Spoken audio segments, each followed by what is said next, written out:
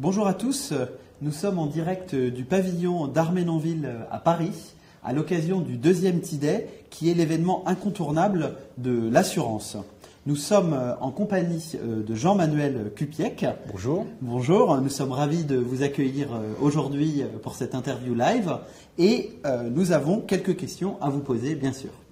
Alors, la première question, nous souhaiterions savoir pourquoi l'OCIRP est-il partenaire du TIDAY? Alors, peut-être quelques précisions de présentation par rapport à l'OCIRP pour les gens qui nous écoutent. L'OCIRP est l'organisme commun des institutions de rente et de prévoyance.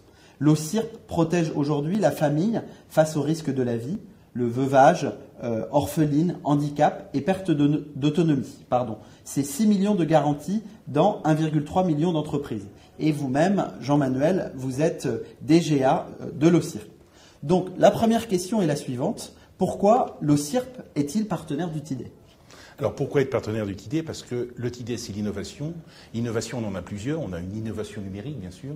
Oui. Le TIDAY, ça en fait partie, mais il y a aussi des innovations sur comment mieux travailler demain des produits et des services. Et on voit bien qu'aujourd'hui, l'assurance, ça va être un couple produit-service. Et donc, être dans l'innovation, c'est aussi innover sur les services parce que c'est l'avenir de tout assureur. D'accord, ok, très bien.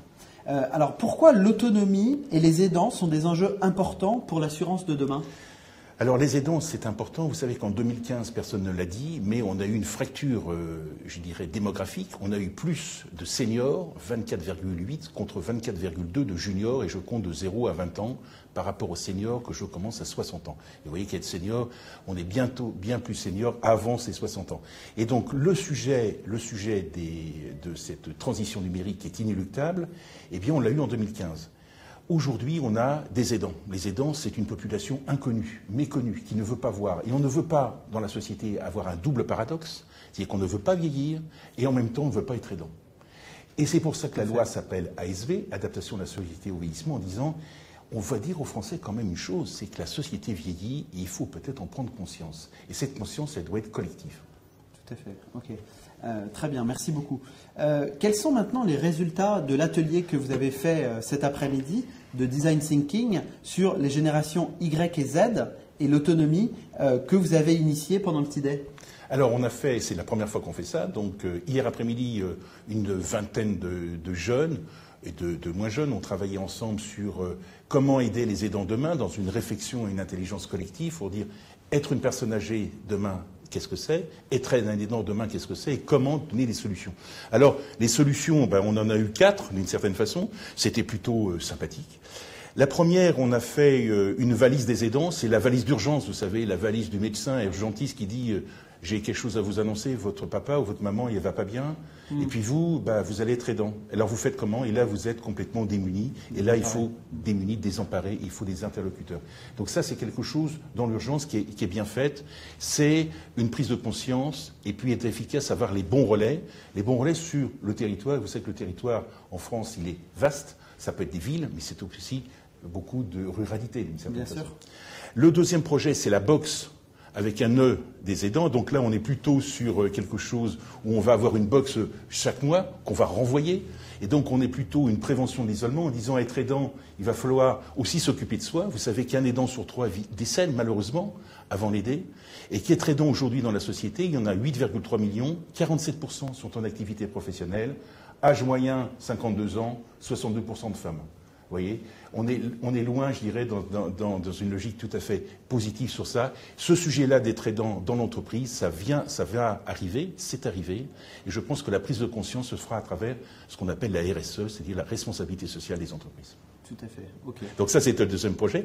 Le troisième, c'était une web TV en disant « je t'aide, moi non plus ». C'est de dire il faut désacraliser d'une certaine façon, dédramatiser ce sujet d'être aidant en disant « eh bien, on peut l'être ou pas l'être ». Et puis, c'est peut-être pas mal de dire eh bien, j'ai droit aussi d'être aidant ou pas être aidant, indépendamment de l'affiliation, etc.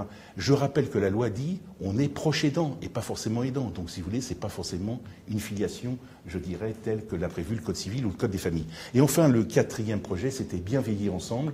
Vous savez, il y a eu un film extraordinaire, c'était Nous ne vieillirons pas ensemble. Eh bien là, c'est bien vieillir ensemble. Bien vieillir ensemble, c'est de dire il va falloir que de trouver un nouveau métier entre être aidant tout au début et puis un aidant professionnel qui est, on en a 300 000 en France, et bien entre les deux, on pourrait avoir des aidants plus, des aidants mieux formés, avec ce qu'on appelle la valeur, la validation des acquis de l'expérience. Et ces aidants, ça pourrait permettre d'avoir une communauté en disant, eh bien, moi je suis aidant, mais je vais apprendre des autres aidants. Vous savez, c'est ce qu'on appelle la pair-émulation. Vous savez, c'est ce qui existe au Canada. Pair comme P-A-I-R-E et pas père ou mère, mais P-A-I-R-E. Oui. Et cette pair-émulation, c'est un point important. Et moi, je dirais pour le mot de la fin, et ce qui est important, c'est il faut aimer ses vieux. Et celui qui dit ça, c'est Luc Ferry. Très bien. Écoutez, merci beaucoup pour cette belle conclusion, Jean-Manuel Kupiec. On était ravis d'entendre vos réponses et nous vous disons à très bientôt pour probablement le prochain TIDES l'année prochaine. Merci beaucoup. C'est moi qui vous remercie. À bientôt. À bientôt. Le prochain interview sera à 17h45 avec Pierre-Alain Bocher de Optimine Winter. Retrouvez-nous tout à l'heure. Merci beaucoup.